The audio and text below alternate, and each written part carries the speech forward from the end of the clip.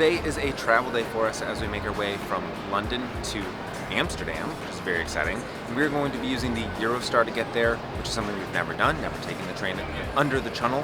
And we're going to show you what that experience is like, what the Eurostar experience is, give you a little tour of the train, and everything in between.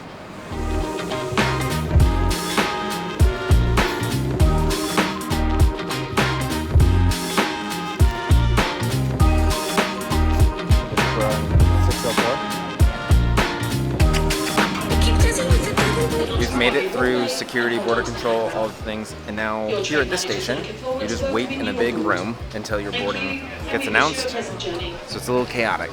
I'd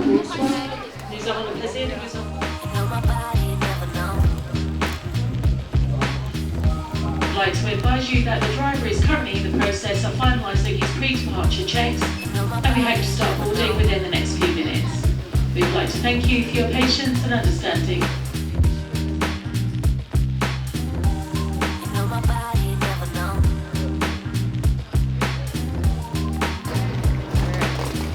Number 7.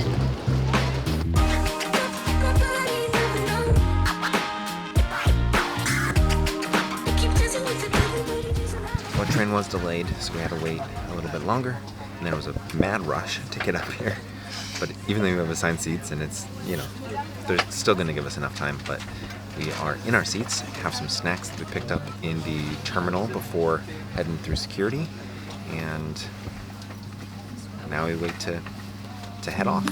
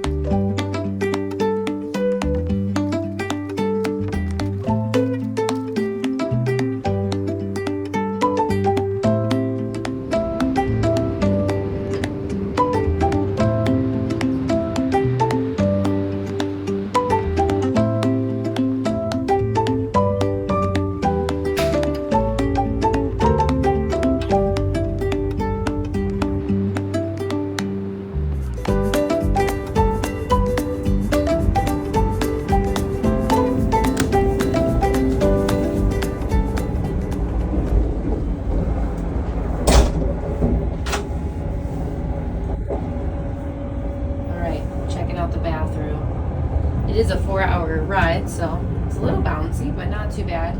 Pretty spacious bathroom, and it's really clean. There's the sink, like the airplane style toilet. Let's see, and we have our toilet paper. But all in all, it's pretty clean in here. So this is somewhere I'd feel comfortable going to the bathroom.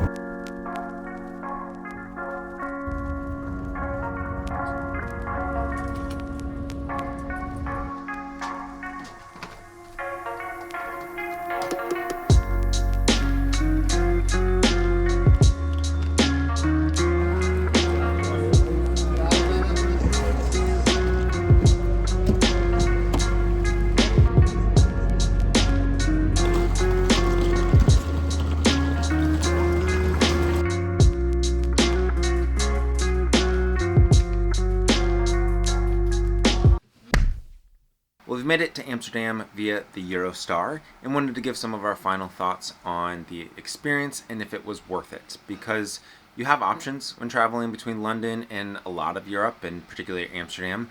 You have flights that are also budget airlines that might be more cost effective. It might end up being about the same depending on if you need to check bags, or even with some of those budget airlines, they do have a more strict carry-on policy, so keep an eye on that. If you are looking to save a couple of bucks, one or the other may or may not be better.